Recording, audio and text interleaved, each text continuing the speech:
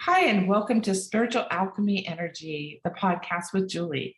Today, I have Elizabeth Kipp, chronic pain specialist, yoga informed, addiction recovery coach, ancestral clearing practitioner, yoga and meditation teacher, international best-selling author of The Way Through Chronic Pain, Tools to Reclaim Your Healing Power. And she's also co-authored many other anthologies. Thank you for being here today. Oh, thank you so much, Julie, for this opportunity and for that beautiful introduction. I appreciate it. Oh, you're welcome. So you really help people realize the power of their inherent healing. I do. And you offer one-on-one or group sessions to release the pain of chronic pain and of addiction. And so can you tell us your story? Because I know you have this wonderful story that you've lived through so that you could share and help others. Sure. Thank you. I was raised in a household. We had a beautiful house and wonderful food, fresh food kind of off the farm. And not that we lived in a farm, but we had access, right? And beautiful education, lots of opportunity. But my mom was bipolar, suffered from bipolar disease, which they didn't even know what that was back then. And she had a chronic pain in her back. And she didn't do well with pain medicine, and she used alcohol to deal with that. So that's not a good combination, the bipolar with alcohol. And that became, it just was very unstable in the household. I didn't realize how much that affected me because it's kind of the way I grew up and until much later. So there was that kind of frequency in the nervous system that kind of started. I'm always looking for when am I going to get in trouble kind of thing. And then I had an accident when I was 14.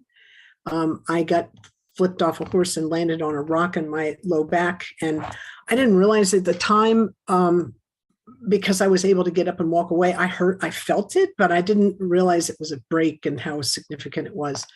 And I got up and walked away from that accident. I was real sore for a couple of weeks, but we never did an x-ray or anything like that. I was kind of raised in a no pain, no gain kind of situation. And I'd seen people get carried off the field when they fell off horses and stuff. So I just like, I'm good. I kind of went there. It's kind of an indication of how much pain I was used to carrying, right? That it didn't take me out, right? Anyway, it split the bone in half front to back, and the front part of it slipped forward about 40%. And so actually at this point it's 80%, and it pulled the leg nerves with it. So I felt it. But I didn't realize it was anything to deal with. So other than it hurt. 7 years later, I had difficulty walking upstairs one day after work, which was a heavy duty lifting kind of job that I was on. And part of the work was a little lifting. And I said, oh, maybe I need to see a doctor. And I went and saw a chiropractor and that a friend had seen. And he took an x-ray and he said, oh, you have an old injury. And I was like, I know what that is, right? Mm-hmm. So I went to all different kind of back doctors and everybody said, oh, you need surgery, except the chiropractors who said, I think we can help you. And they did for 7 years. Mm-hmm. And then one day, so that's 14 years after the accident, right? Chiropractor finally says to me, sometimes our patients need surgery and you're one of them. And so I then started, I had a series of 4 surgeries, 3 corrective on the spine to stabilize that slip, because the bone didn't just break, it slipped. And then a corrective surgery afterward. So 4 surgeries, and they started me on opiates and benzodiazepines, which is an anti-anxiety drug. So pain medicine with an anti-anxiety drug, because the pain was very high and it really made my nervous system reactive. So, but I was on those for 31 years. And the last 15 years, that opiate was fentanyl. Oh, wow. So it's really quite remarkable that I'm alive, because I wasn't just on fentanyl, I was on high doses of fentanyl.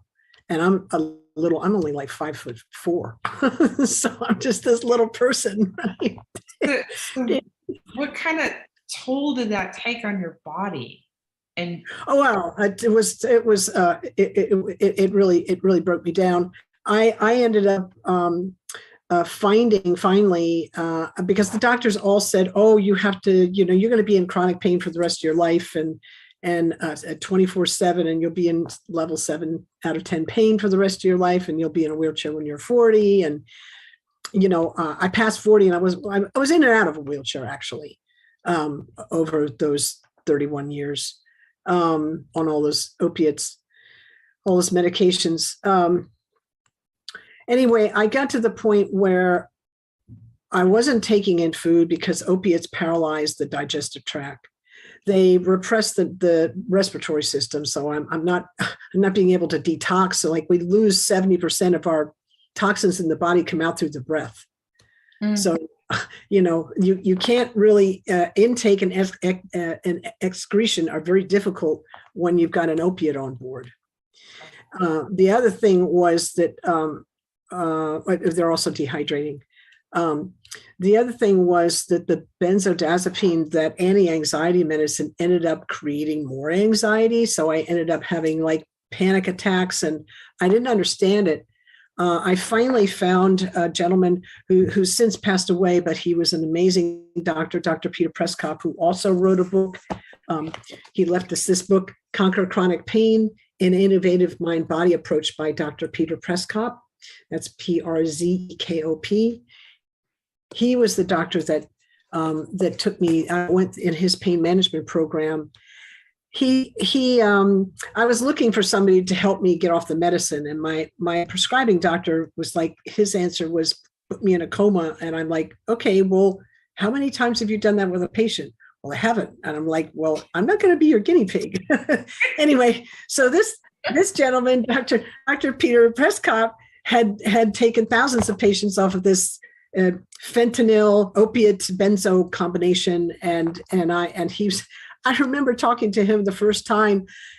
He didn't know my history other than I was chronic pain and I was on these medications, and he said, I can reset your stress response. And I was like, how do you even know I'm having panic attacks?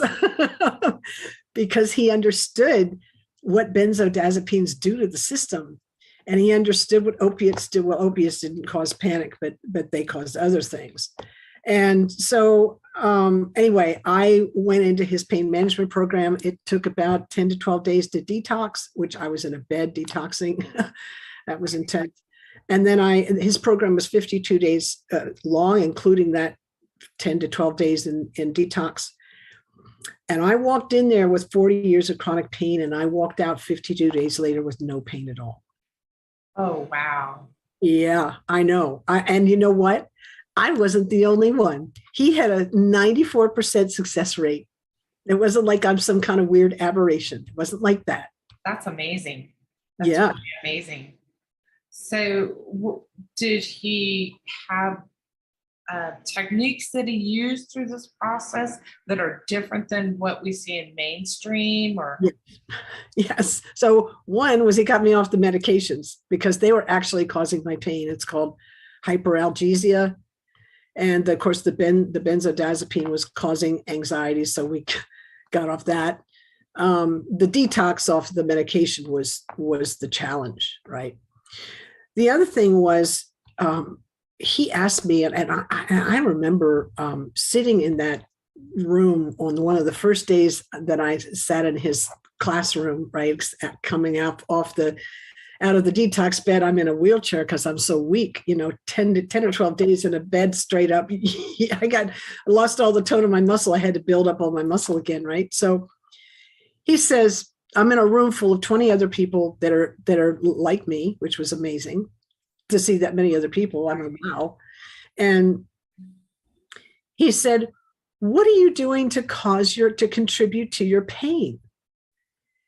And I'm like, dude, what are you talking? I didn't say it out loud. I thought it in my head. What are you talking about? The pain's doing it to me. Mm. That was my point of view and my perspective. But I didn't say a word, neither did anybody else in the room.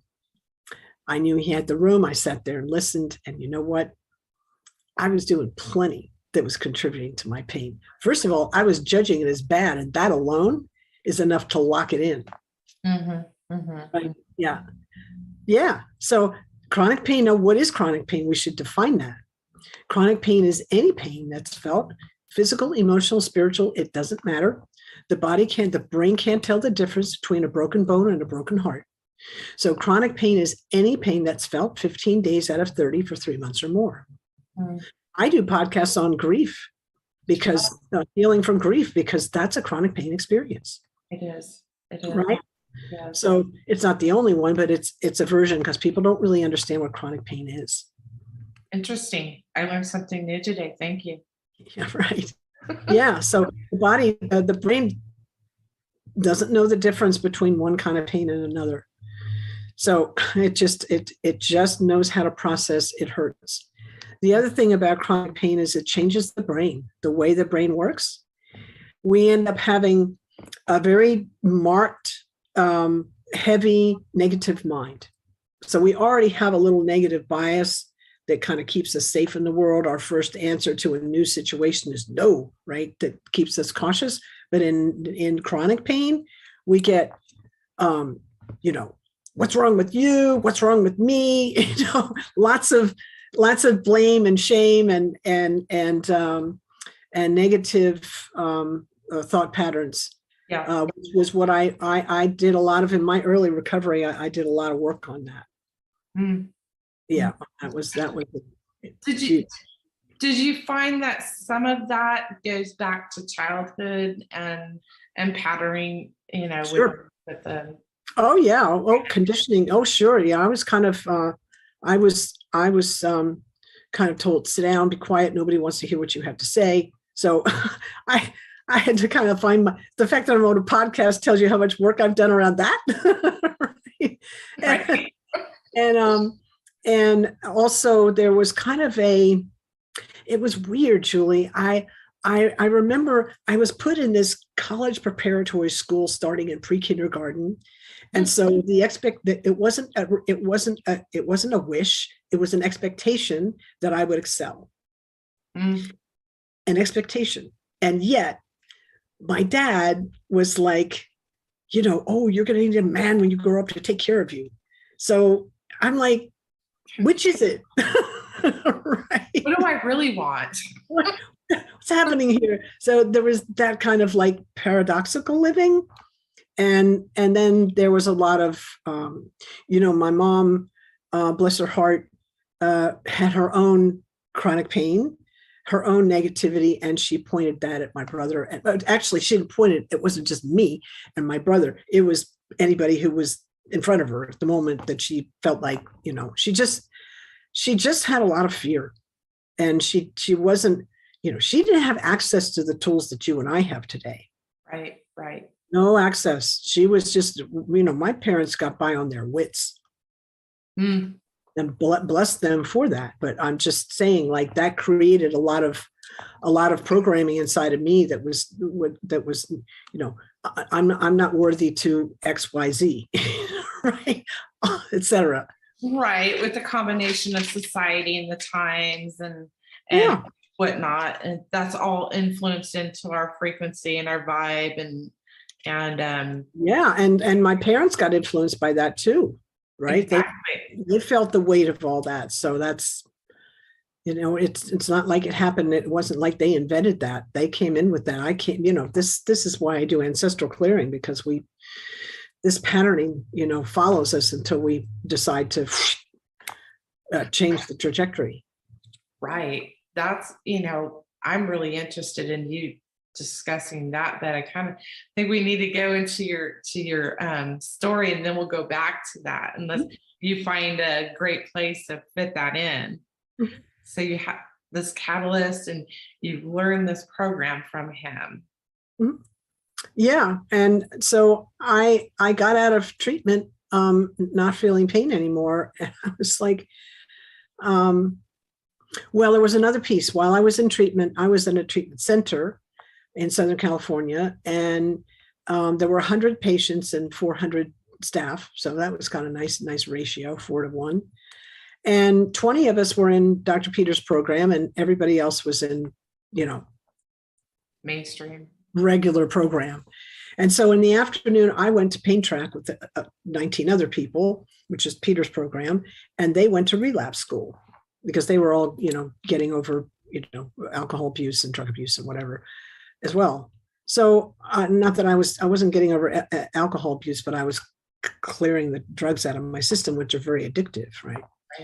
So I said to my counselor one day, what about relapse school? Because I'm not getting any education in that. And she said, because I'm going to Pain Track, right? And she said, there's an 80% relapse rate in the first year.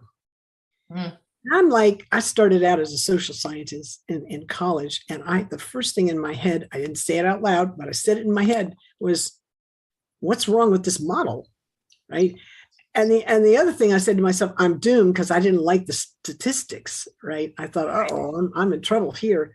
So in that moment, I decided that when I got out of treatment, that I would dedicate my life to bringing the needle down on that relapse rate. And that's why I do what I do. Wow. So you've developed your own program. Yeah, but it's all based on what worked for me. Right, exactly. And that's kind of what we all kind of do as healers. And so can you share that process with us?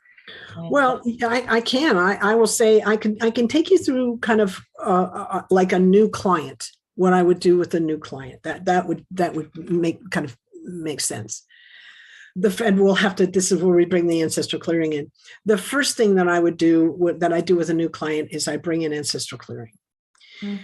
Because we come into this burden with this life with the gifts and the burdens of our ancestors. And if we can clear some of that conditioning, then we can deal kind of with the present moment better.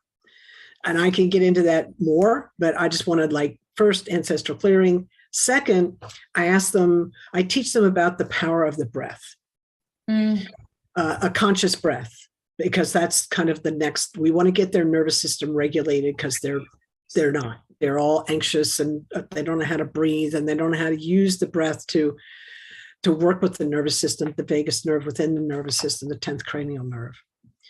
So breath. A third thing I do is I ask them if they can sit still. So many of us that are have chronic pain or in recovery from addiction, which is, they were chronic pain people first. And before all that, they have a trauma background. And the nervous system, part of its fight, flight, when it's triggered, right, part of its response is to be still, the freeze response. So I'm always asking a new client how they do with sitting still. And a lot of times it's like, I'm not good with that.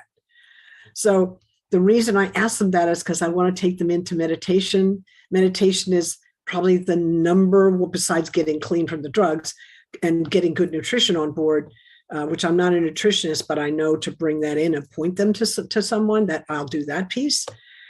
Meditation is like the most powerful healer of chronic pain, because it helps quiet all that chaos and negativity in the mind, right, in the brain. It helps to heal. We need to bring in modalities that will heal the changes that chronic pain brings in the brain. Meditation is a very powerful one. So if they can't sit still, then I teach them how to do a moving meditation.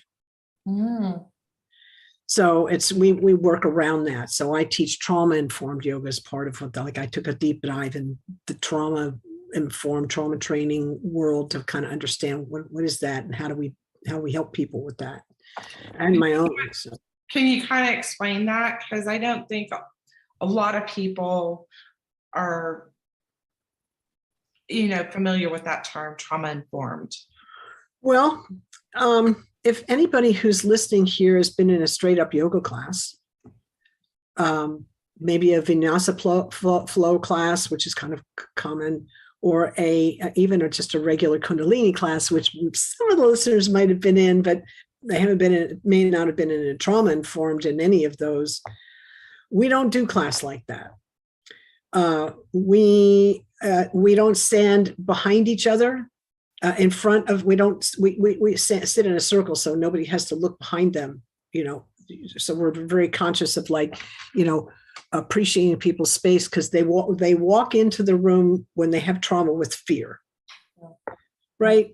So we respect their space and we give them agency. We allow them a choice. So we don't give directives. We give them an invitation to do a movement, right? And we don't talk about, oh, I do it this way, and if you can't, you can modify it this way. I don't do that. I say, there's this way, and this is a variation, or you can do this, or you can do this. And they're all variations. So there's not this like perfect model and this not perfect model. They're all the same, right? So there's ways of, you always have a chance. You can sit back, you can stop, and you can start again, or you can just sit and listen. So there's always a way for the person that's taking the class to take agency, control of their situation, which they didn't have when they were in trauma. Right. So this is a very differently taught kind of class. That's beautiful. I love it. It's just kind of like, that's kind of like the high points, kind of the thumbnail on how we do trauma informed. I've had hours now, by hundreds of hours of training in it, but it's like, that's the thumbnail. That's fantastic. And so that's your program that you help people with. It depends on the person. I do like them to have movement. I think Qigong is good if they're already doing a Qigong movement practice. That's fine. If they don't want to do yoga, not everybody does yoga. Tai Chi is another one that's good. So there's other ways to get the body to move in a gentle way. And it just depends on who's sitting in front of me as to kind of what direction I point them in. Okay, so when you're doing the trauma, it's to release deep toxins in the body and emotions. Well, let's put it this way: Bessel van der Kolk kind of he was a trauma. He's an expert in trauma. Dr. Bessel van der Kolk. He coined the phrase, "The issues are in the tissues." Mm-hmm, mm-hmm. So we move the body in very specific ways to help gently move that energy out, and not in a scary way, but in a very gentle, effective way. So that's the answer to that question. I love it. I'm just starting to do just some stretching exercises, and it's, the issues are in the tissues. It doesn't take, you don't have to do these big movements. It really doesn't take a lot to kind of, people who are in chronic pain, the battlefield is not just in the mind, it's in the body. Mm-hmm. We have to learn to befriend the body and learn to kind of harness the mind energy so that the heart's leading and the mind is following. It's not, our thoughts are not leading the show, but the heart, we're kind of coming from the heart rather than, anyway. So it's this distinction that's important. Yes. How did your previous career in education help you? Oh, it's a great question. So I have a degree in plant science and environmental studies. I was a remote sensing specialist under a NASA grant for back in the day. And when I started having surgery, my career just, it just stopped. but I had had all the science training, and I had so I had a lot of like evolutionary biology. I'd had studies in that, ecology, systematics, environmental stuff. I knew how systems worked. So when I got into this physical challenge, and the doctors, said to me, "Oh, you will be in this pain." First of all, I had science background, obviously, but research background, and I understood kind of the scientific method and understood, well, they can't make statements like that because that's a you will, this will happen. And that's not the way science works.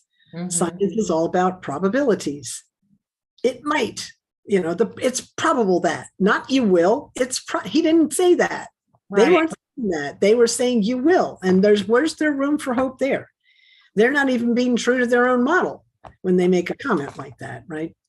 So that really saved me. Also, I understood that the scientific model has its limitations because it can only discuss things that it can observe, measure, and describe. But we live in the all that is, and we heal in the all that is.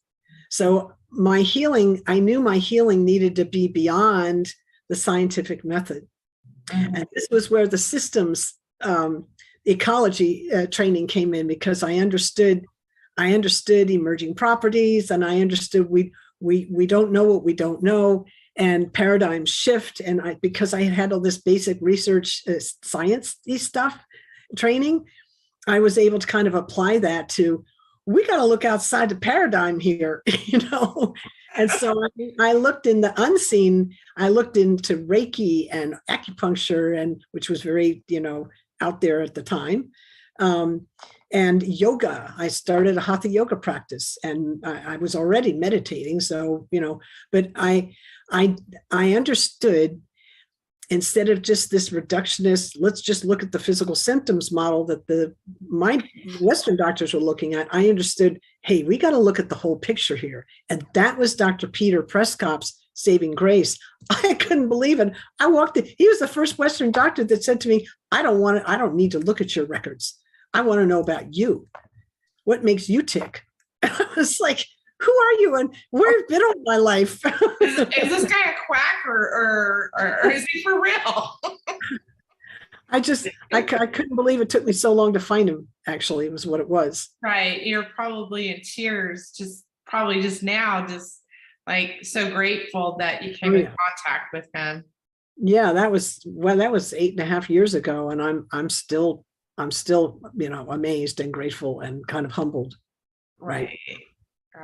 Amazing story.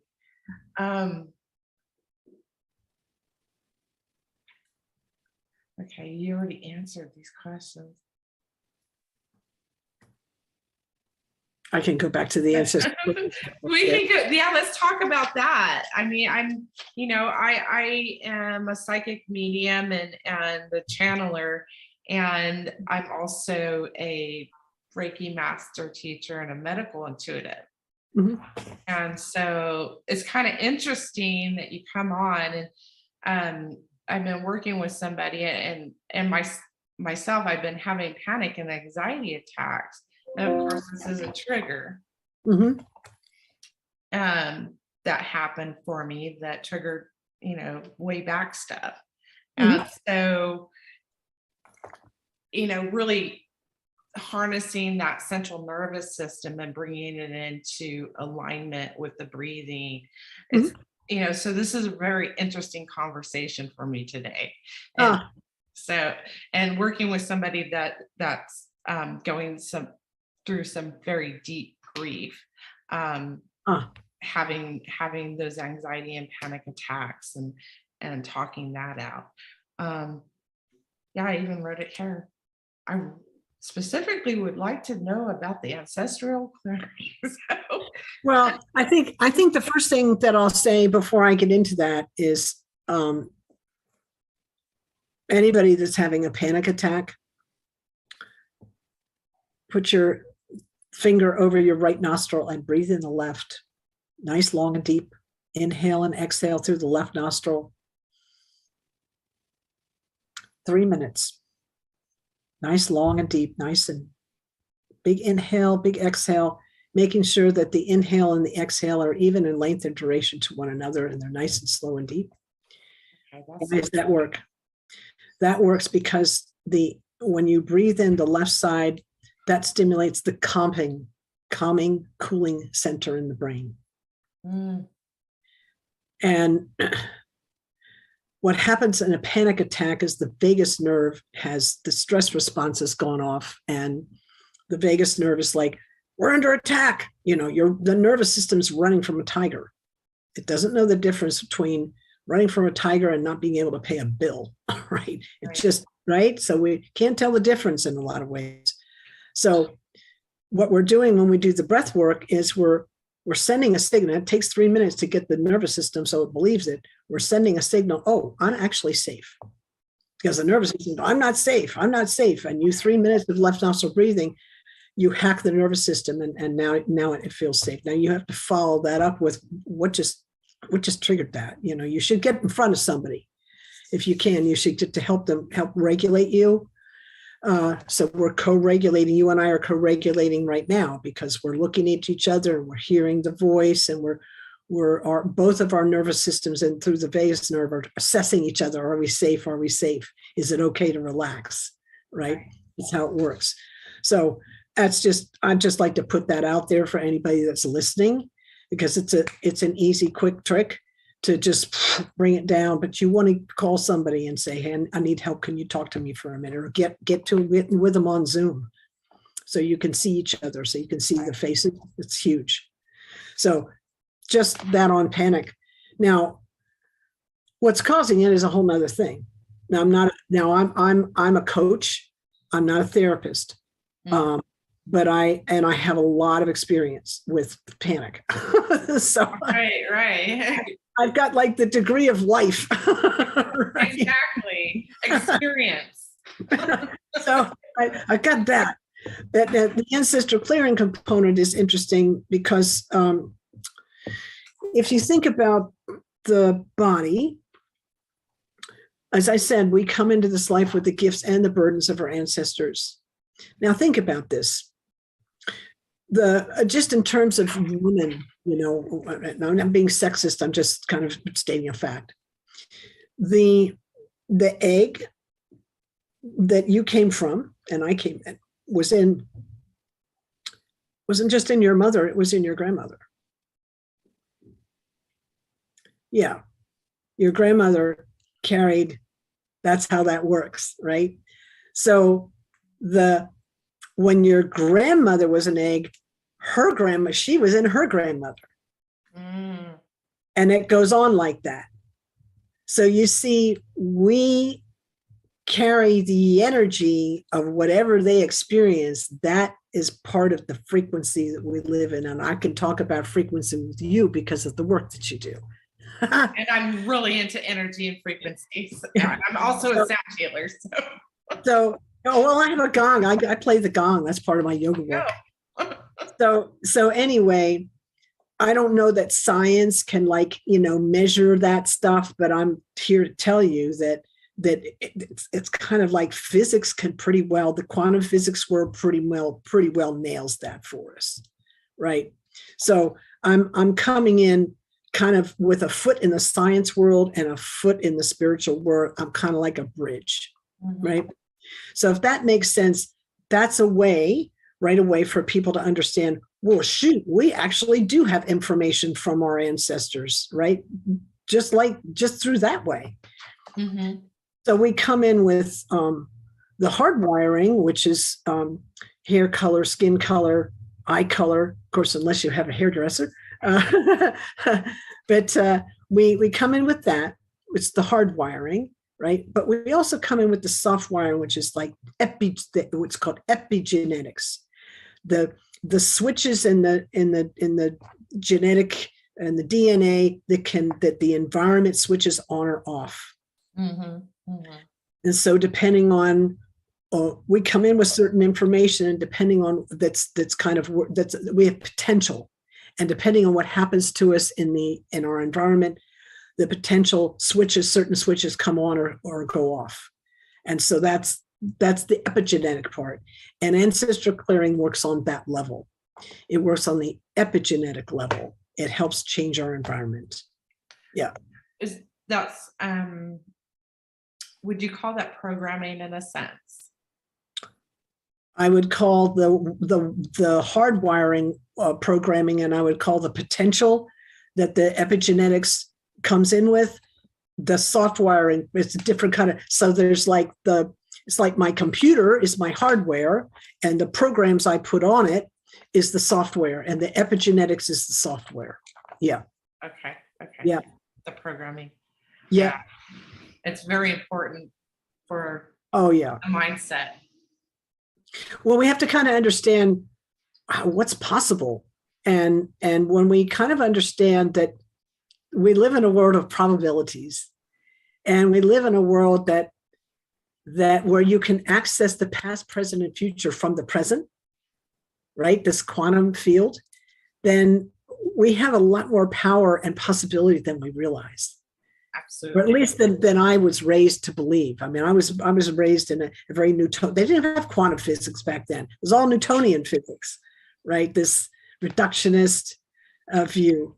This has a whole. This is so anyway. We're accessing a much bigger field here. Okay, so how do you do this ancestral clearing? Do you? I'll give you an example. You say that you're going through a grief experience right now? No, someone I am working with has some grief. I've got grief, so okay, yeah, leftover grief. So the practice is I can give you an example of it right now, which would be kind of fun. It's just a kind of a short example, so that your listeners can get an experience of it. What we're doing is we're harnessing the present moment. We're harnessing the energy of consciousness or creator, the boss of all bosses, whatever created all this. We're harnessing that because we're asking for its assistance. I don't call myself a healer. I call myself maybe a health facilitator is kind of how I label myself. I'm just kind of holding this, kind of allowing the space here, right, as a guide. And then I don't want the audience to shirk when I say this. About 75 to 8% of this practice is forgiveness. So what does that mean? It means the burden that I'm carrying, I don't know how to let it go. And so I'm going to offer it up to Creator to help me with it. That's what we mean by forgiveness. It's not anything except that. We're just offering up, right?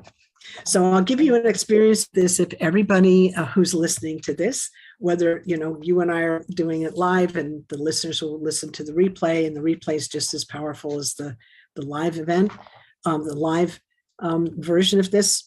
If you can just sit quietly and stay in the present moment and just notice kind of how you feel in the body. Just notice the body sensations and let this energy and let the words just pass over you as I say them, right? And we use infinite creator, all that you are, source of all that is, was, and ever will be. We ask humbly and gratefully that you help everyone listening to this and all of their relationships, all of their ancestors and all their relationships through all relevant time, space, dimension, lives, lifetimes, and incarnations. For all the times they felt let down by life, by family members, by relationships, by anyone representing the Creator, for any time they felt let down by the Creator in any name or form. For any time they turned their back on the Creator, believe the Creator turned their back on them. Please help them all to forgive each other, forgive themselves, be at peace with each other and at peace with themselves. Please and thank you. For any time you weren't nurtured, loved, supported, and cherished, please help all of you to forgive each other and forgive yourselves. For the times you didn't nurture, love, and support others in the ways they needed. For the times you were out of integrity with one another or another out of integrity with you. Please help all of you to forgive and release one another, to forgive and release yourselves for the highest good. Please and thank you. For all hurts and wrongs, physical, mental, emotional, spiritual, sexual, financial, through thought, word, or action. All of you to another and all another to all of you. Please help you all forgive each other and forgive yourselves. Please and thank you. For any time you felt, believed, or were shown you weren't enough. For the times you tried to earn or learn your way into value in your family and your relationships, into the grace and the love of the Creator. For all that led up to this and all that you made it mean, please help you all forgive each other, forgive yourselves, be at peace with one another and at peace with yourselves, please and thank you. For all empathic hurts and wrongs, times you took on others' unresolved issues, carried or shouldered their burdens. For all adversity, struggle, and hardship that you saw, especially as children, please help you all forgive each other and forgive yourselves. All family members, relationships, times this was done to you and times this was done to others. Please and thank you, please and thank you, please and thank you. Now take a breath in, take a breath in and let it out and see how that feels in the body. There's a difference. There's a noticeable difference. Yes. Isn't that interesting? Yeah. So we come in with burden and we've been carrying it for so long, we don't even know we carry it until we don't. And we feel we feel lighter and we're like, what just happened? You know? Exactly. Oh my goodness. Is there anything that you would like to discuss here? I think you answered. Oh my God. Well, I would like to say that our greatest healer lives inside of us. That's kind of like, part of my mission is to get that message across. So doctors can stitch up a wound and set a bone, but they can't tell the body how to heal. And I was raised to look outside of myself for my healing. And you asked about my training. My training and my looking outside the scientific method and understanding power greater than me was very helpful for me in this part. I was like, wait a minute, where am I looking for the source of my healings? Right in here. The intelligence is right in here, right? It's huge. So I so have a thing about responsibility. I take 20% of the responsibility for my healing. I give to the entire medical community, doctors, nurses, physical therapists, pharmacists, all of it. And the other 80%, and I take their orders and suggestions, no problem. The other 80% is between me and this infinite energy. So I feel like, that's how I break it down. It's up to me to take doctor's orders and physical therapist suggestions and so, et cetera, take it home and work the program, right? Feed, water, love the body, wash the body, exercise the body, whatever it needs to do, but mind, body, and spirit, which you can't separate one from the other. They're all connected. It's up to me to do that. So I kind of break it down like that. It's not the doctor's. The doctor's job is not to heal me. The doctor's job is to give me orders to help me heal myself. Exactly. Just as a healer is only a conduit. Yeah. So, the client's always going to be the one that's doing the healing ultimately. Yeah, they have. I feel it's really important that they understand their power. Right. And, this has been an interesting theme on my podcast.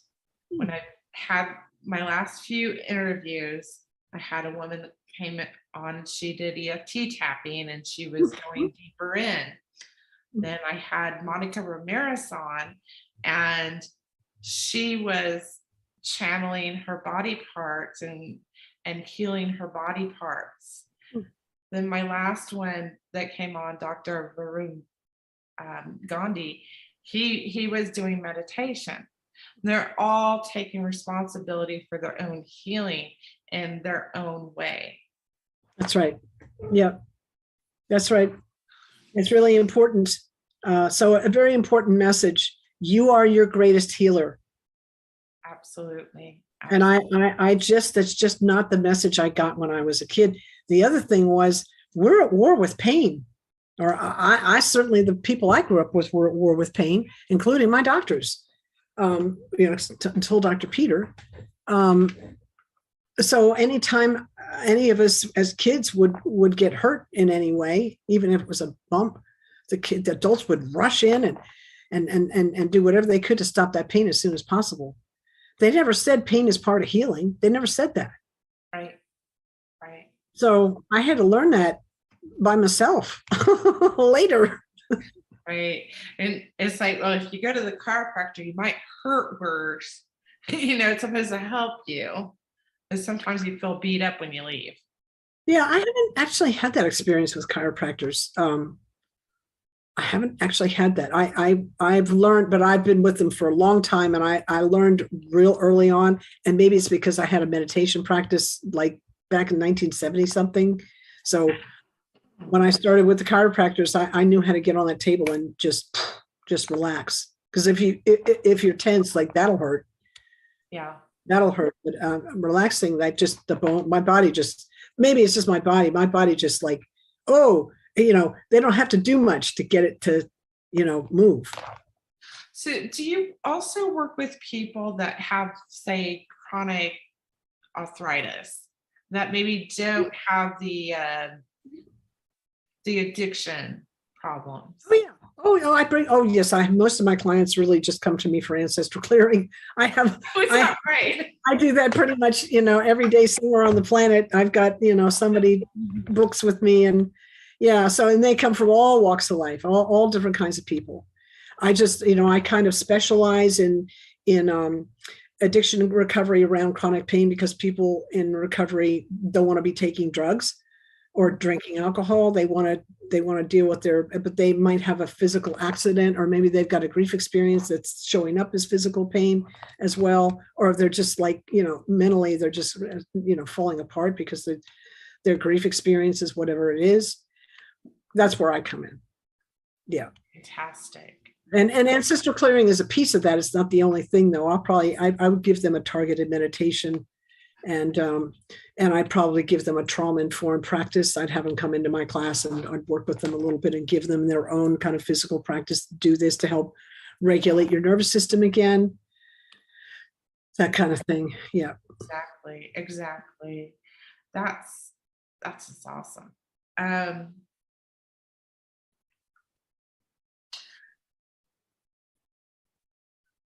Okay, so I pretty much, is there anything you'd like to share about your writing and your book? We didn't really go into your book. Right. So I wrote this book, actually, Dr. Peter's book, which I talked about, the Conquer Chronic Pain and Innovative Mind Body Approach. I helped him write the exercises, the back of it, because I had done them before, and I'm a writer. So I just happened to be in the right place at the right time when he needed somebody. And this book, The Way Through Chronic Pain, that I wrote, Tools to Reclaim Your Healing Power, is kind of like a companion to his book, because his is like the doctory, researchery one, and mine's the like, this is how I did it. Right.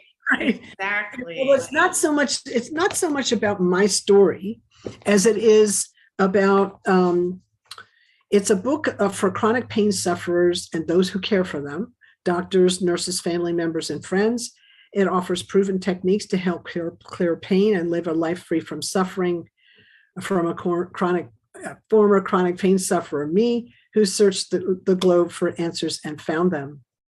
So it's really, it's my view of chronic pain through the mind, my mind as a scientist and as someone who lived chronic pain. So I give them a voice and an understanding of like, use this tool, and this is why this works. So that they kind of understand, yeah. Right. Because some people do need to have that understanding mechanically, scientifically, how something works in order to do it, or have it make sense to them. Yeah, and there's also the spiritual end of it. So it's kind of like, I have a foot in both the science and the spiritual world, and I'm this bridge, and so the book speaks to both of them. That's where your past came in through this whole thing. Yeah. Isn't it just an interesting life we lead when we can see this, how our early childhood and our adult life contributes to who and what we are in the present moment. It certainly does. It's quite fascinating. And it keeps me steady when in the present moment I'm kind of like, I don't know. I don't have to know.